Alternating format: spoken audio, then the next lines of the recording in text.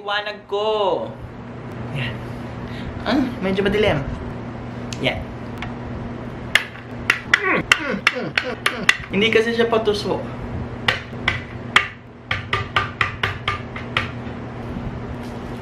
Yan. So, sapilitan tayo. Kailangan ko rin gamitin tong plastic na straw para lang mabutasan to. Hindi kasi siya patusok.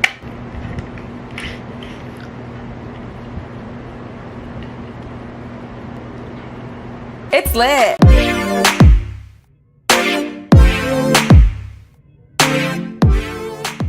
Hey you guys, it's me! It's Thomas F and I am back with another video. Ngayon guys, alam ko marami nagtatanong sa inyo. Actually wala. I wanted to make a video dedicated sa recently na pinagpo-post ko. Puro mga man in a wig posts. Gusto ko lang ipakita sa inyo kung ano ba yung process. Kung paano ko ginagawa yung mga videos ko, kung paano ko ginagawa yung mga pictures wearing that wig for me to be able to look like a woman. Who cares? Okay, so ito yung mga essentials natin. So first, you need your cell phone, of course. And of course, good lighting. Kailangan na kailangan yan. Kung hindi, halatang halata na artificial yung makeup mo. It's lit! And of course, you need your wig. You need your wig. So this wig, if you want to know where I bought it, Who cares? binili ko siya sa Farmers Plaza. Yung pinakataas nilang floor. Pagka-akit mo ng escalator, yung escalator na nasa gitna ha, yung pagkataas mo ng escalator, may kita mo na agad siya dun sa pinag-akitan mo. I don't know which side it is, basta sa isang side, may kita mo na agad siya na puro mga wigs dun. Basta meron siyang katabi na parang kainan na hindi ko maintindihan. Goto ata, di ko alam. So ayun, you need your wig, of course. So first of all, prepare, ang una kong ginagawa is, syempre, susuotin ko tong wig na to. So medyo nakakatakot dahil makikita nyo yung itsura ko in this wig without the filters. Dahil seryoso, nakakatawa yung itsura ko kapag wala yung filters. Okay. So, alright. So, moment of truth.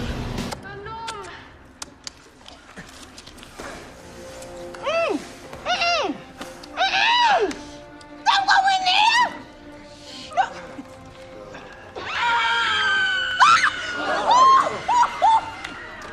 Lord, I'm having a heart attack! Damn, this is some scary shit! There. So, ayan, kailangan ayusin natin ng konti, no? So, if you like, suklayin mo muna. Well, andun yung suklay ko. Ba't ganyan yung itsura ko? Like, mukha akong rakista.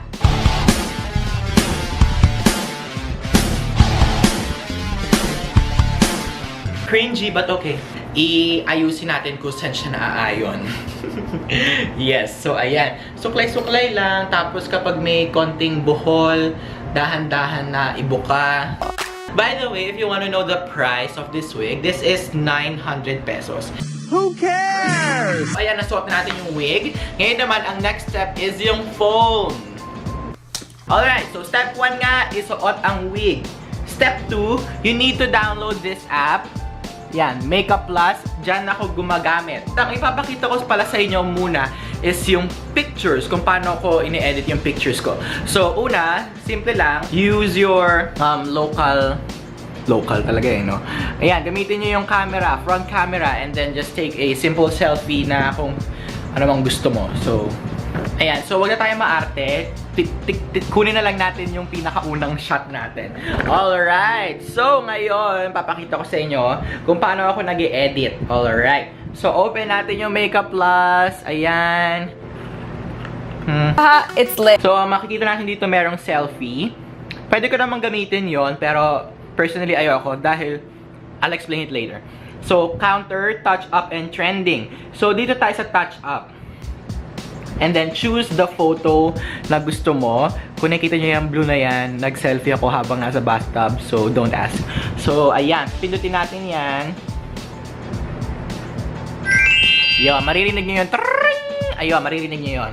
So, ayan, if we press the photo, automatic na siya na nagbago. Naka-preset na dyan yung gusto kong itsura ng mukha ko. Okay, so magsimula tayo sa lips dahil yun ang pinakaunang option. So, ang pinaka gusto kong color, wala naman ako like pinaka gusto na specific dito. Well, ang gusto ko lang is yung tamang shade. So, ang depende lang sa mood ko. For example, red. Ayan, okay na ako sa ganyan. Yung ganyang color. Okay, RD08 yung pangalan niya. Tapos yung texture, always bitten. Bitten na yung lagi kong pinipili ngayon. So, next, doon naman tayo sa mascara. Ang favorite kong mascara ay yung itong heavy. Yan. Hindi naman siya gaanong halata, pero at least may masabi lang na may nagbago. Okay, eyeliner. Dito tayo sa eyeliner. At ang pinaka-favorite kong eyeliner ay bold. Ayan, bold. Yan. Charan! Tapos, I always set it on 75 para hindi naman gaanong halata na tawag doon na sobrang artificial at sobrang edited na siya. So, next. Dito naman tayo sa brows. Okay, yung brows, ito lang straight. Although, hindi ako straight, so contemporary. 75 lang para hindi gaanong artificial at hindi naman gaanong hindi halata. Next is contacts. Contacts naman, gusto ko yung contacts ko is always anong tawag doon? Nagka-counter fit? Or basta opposite siya nung kulay ng buhok at ng damit ko. So, dark yung color ng damit ko. So, ang gusto kong contacts is something like frosty or puti, mga ganon. So, tingnan natin. Ayan, parang ganyan. O, ganyan. Para like, look into my eyes. Parang ganon yung peg. Okay, so next is contour. Yung contour, hindi ko naman siya nakikita gaano yung pagbabago. So, I just use this, yung pinakadulo. And then, I'll set it to 50. Ayan. So, check lang natin ulit yung pinagbago. Oh, di ba? Pak ganun. Oh. So, kung mapapansin nyo, meron akong balbas at ayaw ko tanggalin yan. Okay, wag nyo akong husgahan. Blush. Ito rin blush. Ang pinaka gusto ko yung meron akong preference na color is yung blood. Ayan. And then, I'll set it to 50. Oh my gosh, hindi pala ako nakikita. Ayan, I'll set it to 50. Tapos, gusto ko yung, asa na yun? Yung parang drunk na blush. Is it this one? Yes, ayan yon. Set it to 50. Ayan, kung makikita nyo. Yung tipong parang kakainom mo lang. Gusto ko yung ganun yung peg eh. Tapos foundation. Yung foundation lalaki ko pinipili is honey dahil hindi siya nagbabago. Hindi nagbabago yung kulay ng balat ko. Okay, dito nga ako para lang makita nyo ng mas malapit. Sorry ha. Okay, next. Eyelids. Ini-ignore ko na yung eyelids na option. Next is eyeshadow. Okay, yung eyeshadow naman, depende nga ulit kung anong mood ko. So, I just want to go for a simple look. So, depende na lang yon. Let's choose something like maybe... Nope. Todo natin. Yan, okay, yan. Diyan na lang tayo sa simple na eyeshadow. Okay. So, next is hair dye. Ini-ignore ko lang yan. Well, depende rin kung gusto kong baguhin. And then, decorations. Dito na nagtatapos ang ating pag-i-edit. And lagi kong pinipili is yung may freckles. Hindi nyo gaano makikita, pero nakikita ko. Well, ayan. Okay, so ganyan ako mag-edit. And then, save lang. Okay, continue. Yan, na-save na siya. Ayan. So, doon naman tayo sa videos. Okay, ito medyo complicated to, pero let's go. It's lit! Okay, so doon naman tayo sa video. Paano ko ba ginagawa yung mga videos ko gamit ang...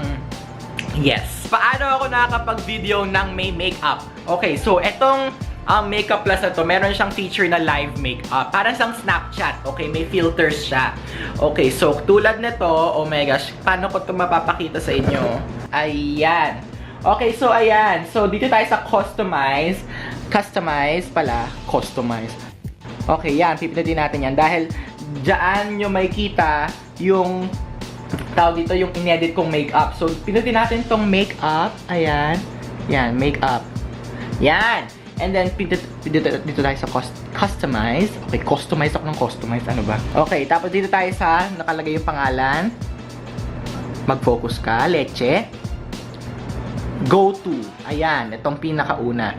Ayan. So, ayan, girl! Napakaganda niya.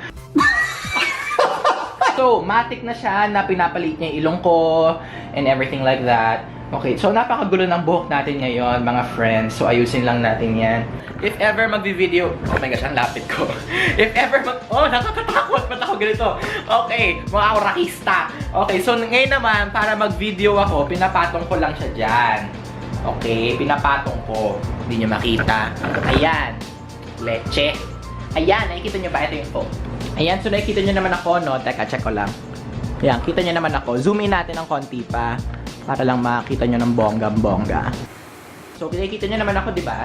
Alright. So, ayan, kung makikita nyo, everything looks fine, everything looks perfect, at umurong yung cellphone. So, paano ako nagre-record? Yun ang tanong. Dahil kapag nagre-record ko, 10 seconds lang. So, paano ko magagawang, tawag dito, mas matagal than that? Okay, so, itong cellphone ko na Vivo V7 Plus. Who cares?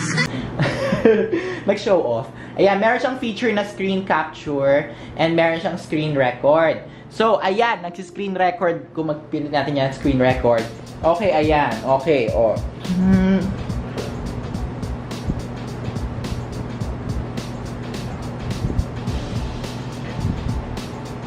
Yan. Okay, so kung gaano ko mang katagal na gusto. Okay. Tapos, ayun. Ipapatlong ko na lang yung music and everything like that. So, ganon ko ginagawa yung aking mga Talia photos and videos. Kung gusto nyo makita, ito ang aking itsura sa camera ng cellphone ko. At kung gusto nyo matakot, ito ang itsura ko pag wala sa filters. Pumili na lang kayo kung ano ang titignan nyo. So, tinanggal ko na yung wig dahil ang katinan ng ulo ko. Ayan, so after I screen record, ngayon kung mapapansin nyo, di ba, sa camera ng Makeup Plus, meron siyang ganyan. Ayan, sa ilalim. So, paano ko siya pinopost? So, ayan, ika-crop ko lang siya, edit, and then put on the music from there. So, yun lang siya kasimple. So, here is an example. Yung pinost ko na siya sa IG stories ko. I am lip syncing to Wish You Were Gay by Billie Eilish. So, ayan. So, ayan, screen record lang yan. Tapos, clean up ko lang yung mga nasa taas sa baba. And then, here is the finished product. I just wanna make you feel okay.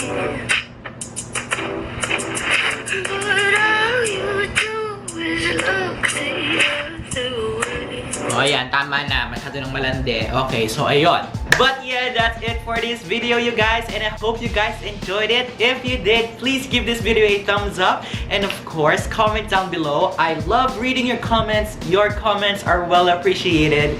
And of course, don't forget to press that subscribe button. And once you have subscribed, press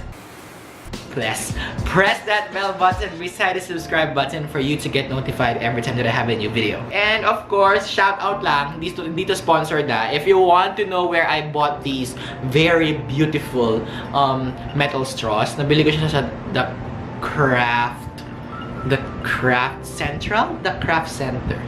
Wait, hindi to sponsored, kaya okay lang kung mali yung pangalan nila na hindi ko maalala. The Craft Central. Vertis North branch ko sa binili. Meron din siya sa SM North, Mall of Asia, Greenbelt 5, Mega Mall. Yun. If gusto nyo i-save ang mga pagong sa karagatan, bumili kayo. Thank you guys. Bye!